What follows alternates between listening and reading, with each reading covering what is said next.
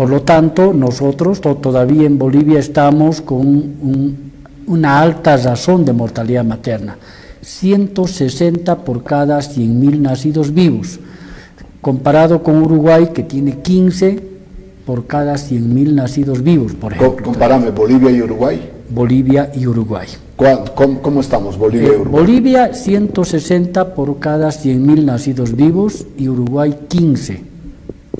La brecha es grande. La brecha es muy grande. Y todavía, aquí con vecinos nada más hablando, ¿no? Estamos hablando de vecinos nuestros, pero hay todavía una preocupación más grande. No se ha evidenciado en Bolivia como una problemática, digamos, para el Estado boliviano y para la sociedad en su conjunto, la prevención de la mortalidad materna prevenible, y es posible hacerlo, pero hay descuidos, hay falta todavía de políticas también adecuadas, y que tienen que ver en este entorno también con este 25 de noviembre, que tú sabes ha sido el Día Internacional de Violencia contra las Mujeres, o de, digamos, para eliminar la violencia contra las mujeres. Exacto. Y el tema de la mortalidad materna está muy vinculada a la violencia. Bueno, cuando recuerdo en los años 70, un poco lo que se decía, Rolando Encinas, lo que pasa es que siempre había que tener 2 hasta 3 hijos, porque era normal que se te vaya muriendo uno, digamos, ¿no? O 2 se te vayan muriendo. Por ejemplo, yo vengo de una familia con 10 integrantes y hemos perdido 3, digamos, en el camino. Era prácticamente normal, digamos así. Y lo mismo sucedía con la vida de las mujeres, ¿no? Hace tiempo, hace años. ¿Por qué no hemos avanzado mucho, o hemos avanzado? Se ha avanzado, pero muy poco, comparando con nuestros vecinos, muy poco. Realmente, en el caso de a nivel global, América Latina está después del África subsahariana en el tema de mortalidad materna. Y obviamente Bolivia estamos en un país como el tercer país con la razón más alta. Por lo tanto, es preocupante. Si bien la media en Bolivia, digamos, en Chuquisaca está por debajo de la media a nivel nacional, pero de todas maneras ninguna mujer, Iván, debería morir por dar vida, y son muertes evitables. Estamos hablando de una dificultad que tienen las mujeres. En salud se hablan de las demoras. La primera demora es cuando en las mujeres no identifican los signos de peligro, cuando hay una emergencia obstétrica, hay una complicación en el tema. O sea, ¿no se encienden las alarmas a tiempo? No se encienden las alarmas a tiempo porque se han naturalizado, digamos, de alguna manera.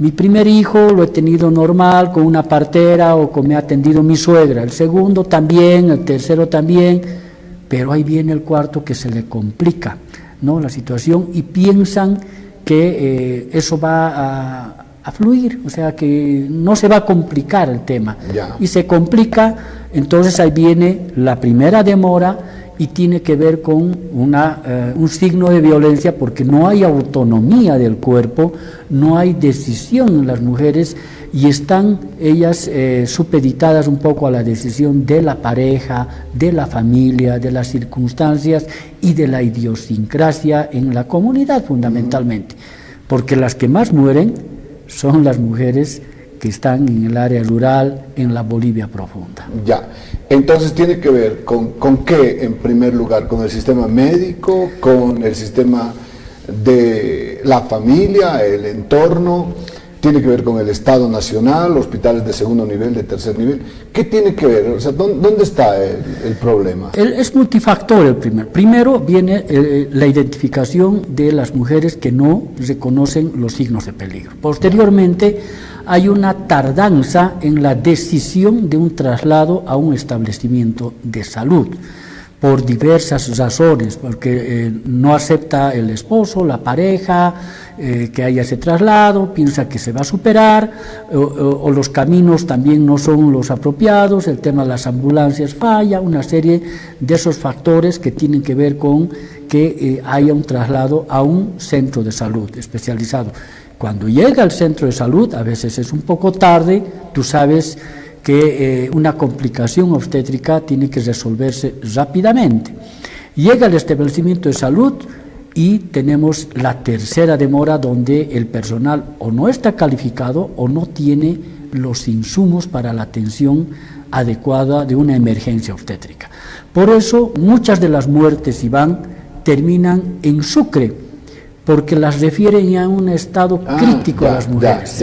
¿Sí? Las refieren Algunos pueden estar modificando el dato, puede ser la muerte registrada en Sucre, pero ya han traído, digamos, a una persona ya muy, muy complicada. Muy complicada, y obviamente también en el caso de Sucre a veces ya la respuesta no es la apropiada, porque el personal no está capacitado para hacer una atención en cuidados obstétricos neonatales de emergencia, se llama CONEM, ¿no? Y por lo tanto hay el deceso de la mujer.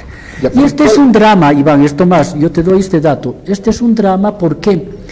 Porque se ha trabajado mucho el tema de la violencia contra las mujeres, como una política de Estado, y todo el mundo ya no habla.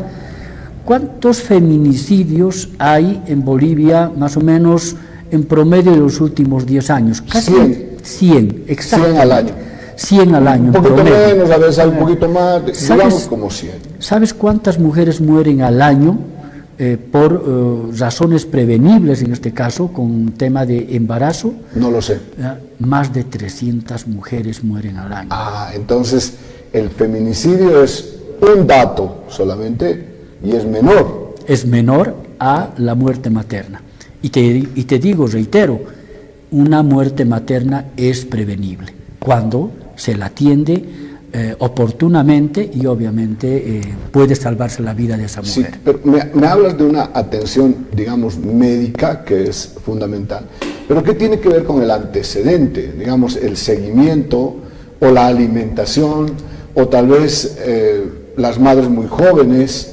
Todo tiene que ver con todo, tú sabes, pero ¿qué tiene que ver lo uno con lo otro? Claro, tiene que ver porque ahí el sistema de salud tiene que trabajar en identificar a la mujer embarazada para que tenga sus controles prenatales, y obviamente para programar el parto en un establecimiento de salud con atención calificada de un médico, de la enfermera, en un servicio de salud.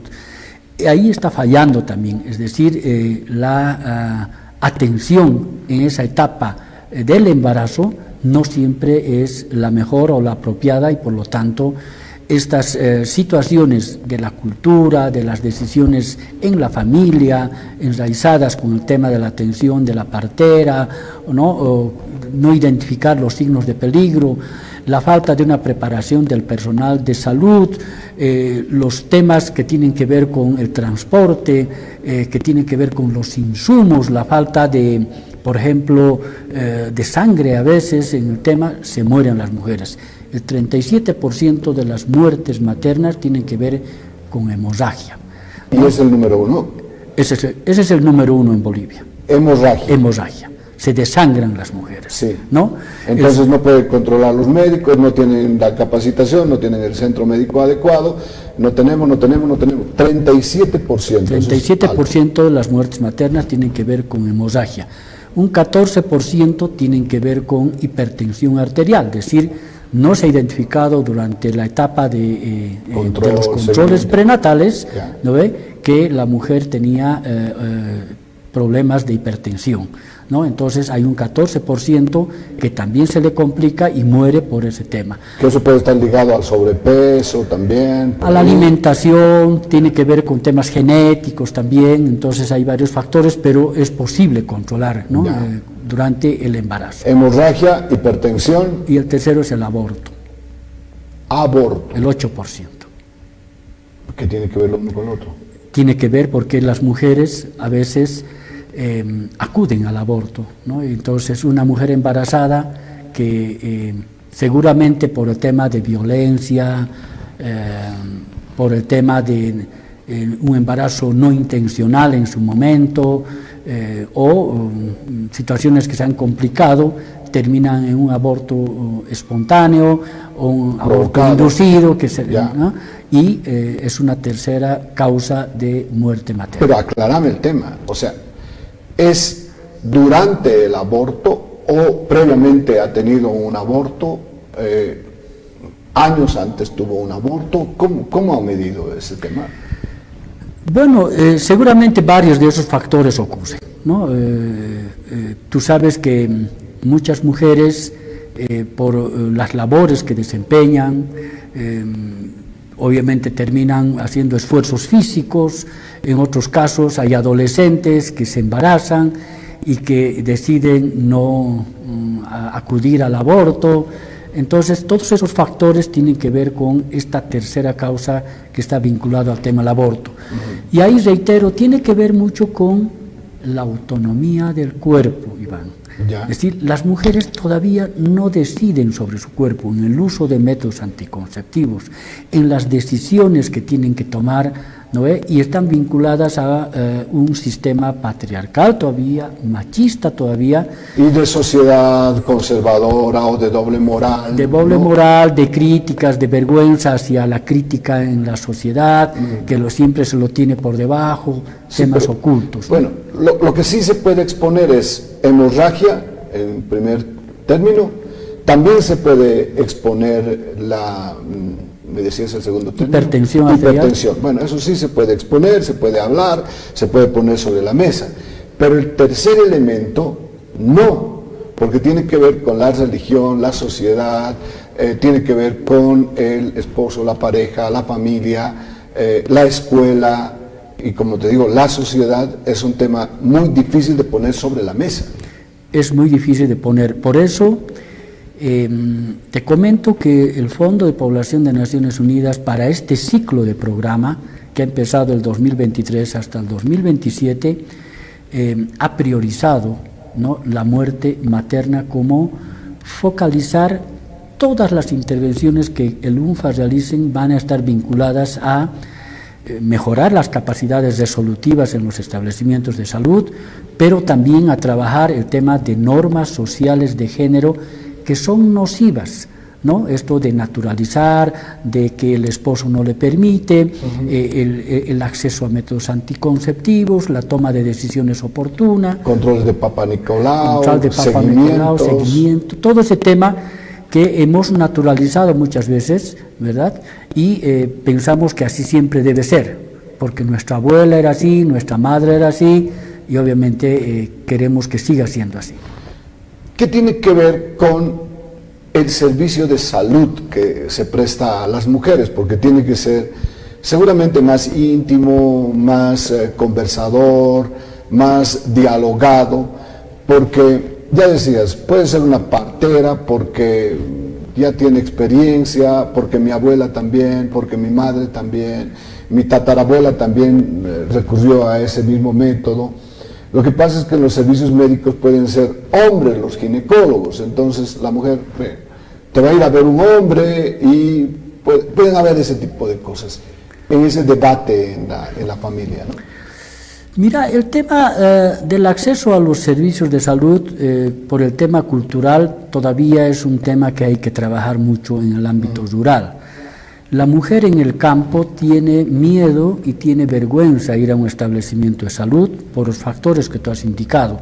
El Papa Nicolau no quiere que le haga un médico, tiene que ser una mujer, ¿no? En este caso se recurre a una enfermera, es una barrera. Por otro lado, el tema de que en los establecimientos de salud todo es blanco, ¿no? Todo es blanco. ¿Qué tiene que ver esto? Y la mujer tiene miedo a manchar, ¿me entiendes? Hay un estudio en ese tema, dice, ella quiere tener el parto intercultural que se llama, ¿no? De cuclillas quiere tener, de rodillas quiere tener. Y le obligan a tener el parto en una camilla ginecológica, ¿no? Donde está, obviamente, va en contra del pudor, de la vergüenza que tiene la mujer, sí, es correcto. El tema del idioma.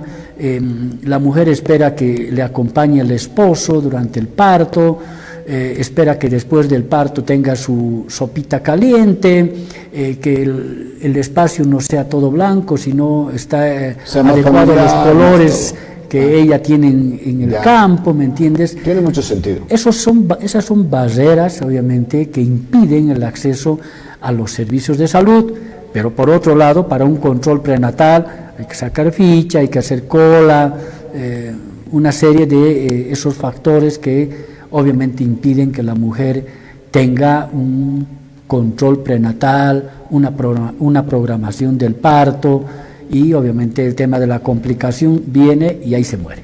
Bueno, ¿qué bien apuntas? Porque hay un estudio sobre colores, sobre el ambiente, etcétera, pero también hay un estudio bastante incidente sobre cuánto le entiende el paciente al médico, ¿no? Cuánto le entiende, porque ya área rural, área dispersa, ya hay una barrera de idioma quechua, puede ser aymara, etcétera, ¿no? Con el español, pero también cuánto se deja entender el médico, que debe ser un tema también fundamental, ¿no? Para el servicio de salud, digo. Claro, la formación de pregrado tiene deficiencias, ¿no? En el tema de formación de los médicos para la atención a la mujer en el marco de su cultura, ¿no? De la identidad cultural que tiene, de cómo piensan en el campo, y ahí hablamos de la calidad y la calidez de atención en los servicios de salud. Entonces, eso es un factor, como te digo, está vinculado a muchos factores, Iván, pero la realidad es que Bolivia tiene que mejorar los sistemas de salud, tenemos que trabajar mucho en el tema de normas sociales de género, tenemos que invertir recursos para mejorar y tener los insumos correspondientes para que el traslado en una ambulancia tenga todos los equipos y el médico no esté al lado del chofer y la mujer se esté muriendo en la parte de atrás. Entonces hay una serie de factores vinculados a la capacitación, vinculados a los insumos, vinculados a trabajar normas sociales de género, vinculados a dar una respuesta adecuada en los servicios de salud para evitar una muerte materna. Me estoy imaginando la geografía del departamento de Chuquisaca, ¿no? Poroma, que está muy cerca, no tiene un hospital de segundo nivel. Sí tiene Sucre, pero yendo un poquito más allá, digamos, Tarabuco, o Padilla, o Monteagudo, y algunas otras comunidades, digamos, más dispersas, ¿no? En realidad, Sucre es la que tiene, la ciudad de Sucre tiene los hospitales, ¿no? El departamento de Chuquisaca no los tiene. Ese es un reflejo del censo que, bueno, darán los datos el próximo enero. Qué complicada la situación de tener un hospital en Sucre, ¿no? Es complicado, y cuando hay agotamiento en el número de camas en el área, digamos, que corresponde a la atención de la mujer, entonces todavía es más complicado. Sin embargo, Sucre sí tiene las condiciones, sí. Comparando con un departamento hermano, la ciudad de Potosí, que también yo estoy viendo, la situación es mucho más compleja. En el caso de Chuquisaca, el año pasado han muerto 8 mujeres, ¿no? Por complicaciones del embarazo, o el parto, o el puerperio. Este año ya tenemos 5 muertes maternas, ojalá no ocurra más muertes maternas. El Estado ha elaborado un plan nacional de reducción acelerada de la mortalidad materna.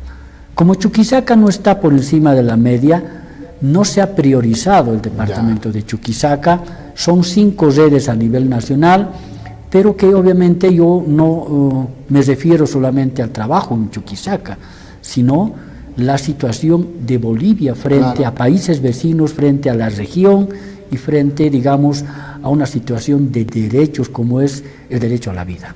¿Qué departamento marca hacia arriba en muertes? La Paz. La Paz, hay más cantidad de muertes maternas. Mayor cantidad de feminicidios, La Paz. La Paz también. Está marcando, digamos. Está vinculado también al tema de población. En el tema de violencia, Santa Cruz, ¿no?